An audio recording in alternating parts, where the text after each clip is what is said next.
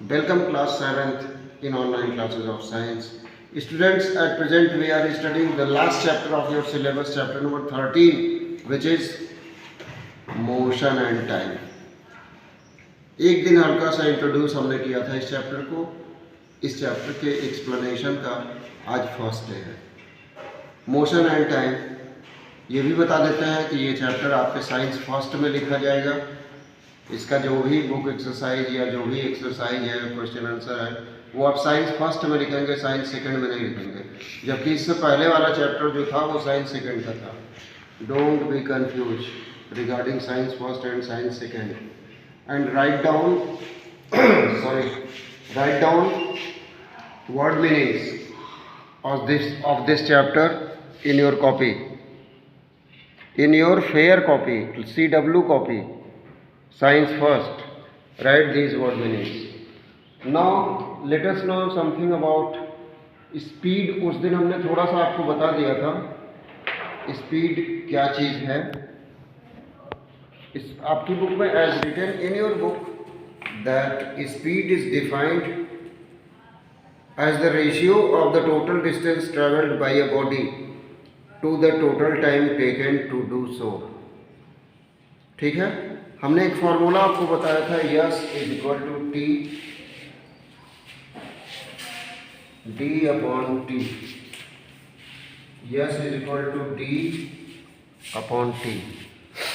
ये एक फॉर्मूला है. अगर किसी भी चीज़ का स्पीड हमको निकालना है तो distance travelled upon time, total time taken.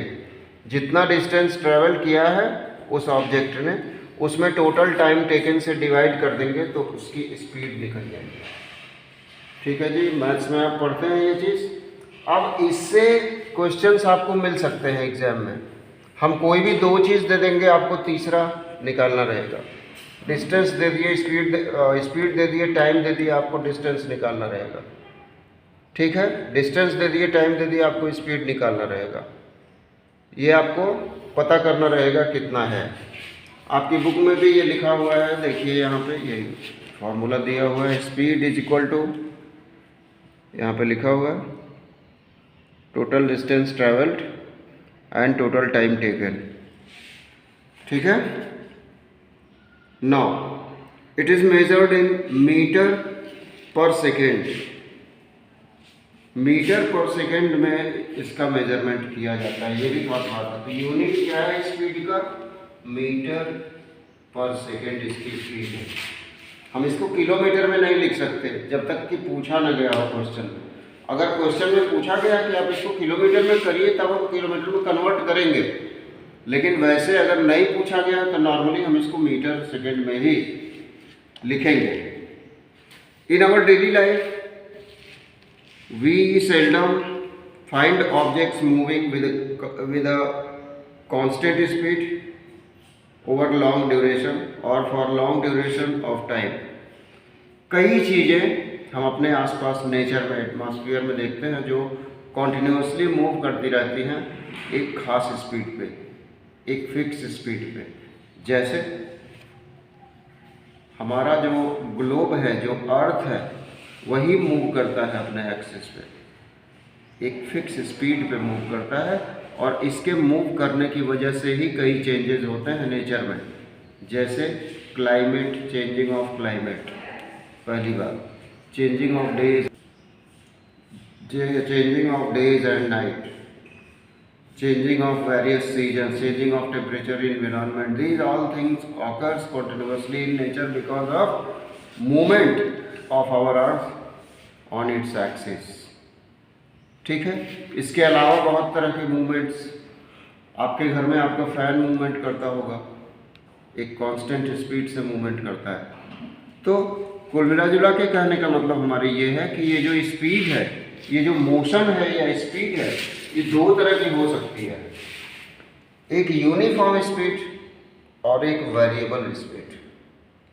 जब यूनिफॉर्म स्पीड होगी तो हर सेकंड में उतना ही मीटर स्पीड रहेगी उस ऑब्जेक्ट की.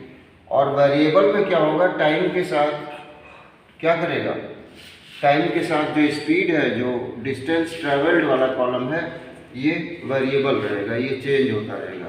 देखते हैं आपकी बुक में क्या लिखा हुआ है। यूनिफॉर्म स्पीड में आपकी बुक में लिखा हुआ है कि if a body covers equal distance in equal interval of time then its speed is said to be uniform. Uniform speed कब कहा जाएगा?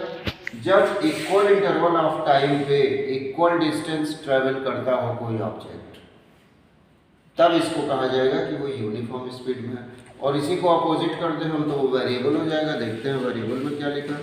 अभी यूनिफॉर्म में और कुछ लिखा है, आपकी बुक में लिखा हुआ है कि suppose a scooter travels 10 metre in every 5 second, then the speed of the scooter is said to be uniform and is given by speed. कितना होगा इससे निकालें?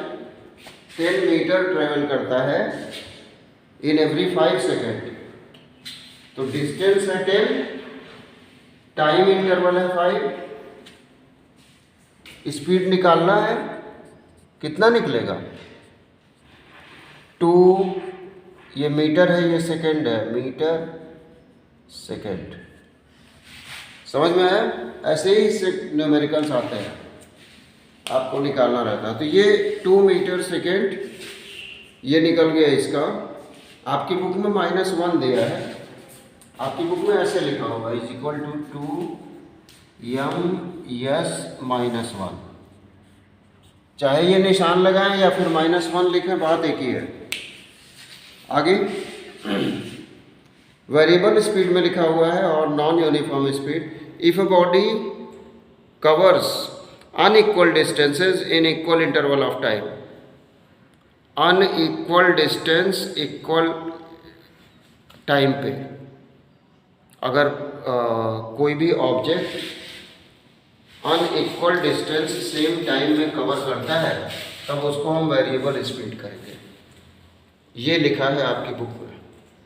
और एक चीज़ और लिखी हुई है, then its speed is said to be non uniform. Thus to measure speed we need to know 2 things. Number 1, distance moved by the object, and number 2, time taken to move that distance. ये 2 चीज़ हमको मालूम हो तो हम speed मालूम कर सकते हैं। आगे लिखा हुआ है आपकी बुक में, एक ग्राफ बनता है इसका बच्चों, जिसको हम कहते हैं speed time graph, distance time graph कहते हैं। आपकी बुक में बना होगा तो हम जरूर बताएंगे। आपकी बुक में पेंडुलम आगे है, आपका सबसे पहले है मेजरमेंट ऑफ टाइम। थोड़ा सा मेजरमेंट ऑफ टाइम के बारे में आपको बता दें। इस वर्ल्ड में टाइम का मेजरमेंट जब से ये ह्यूमन बॉडी आई है तब से टाइम का मेजरमेंट किया जाता रहा है। ये अलग बात है कि तब वॉच नहीं हुआ करती थी, क्लॉक नहीं हुआ करता था। फिर टाइम का मेजरमेंट कैसे करते थे ये ह्यूमन बींग्स? ये टाइम का मेजरमेंट करते थे नेचुरल ऑब्जेक्ट से, ठीक है। जैसे सन, कहीं पे अगर सन की लाइट पड़ रही है तो उसकी जो शैडो बन रही है उस शैडो के डायरेक्शन से ये टाइम का पता लगाते थे। तो टाइम का मेजरमेंट बहुत पहले से इस वर्ल्ड में, इस अर्थ पे किया जा रहा है। घड़ी नहीं थी, ये अलग मैटर है, ठीक है। This is all for today, students. Whatever we have studied today, revise those things very thoroughly.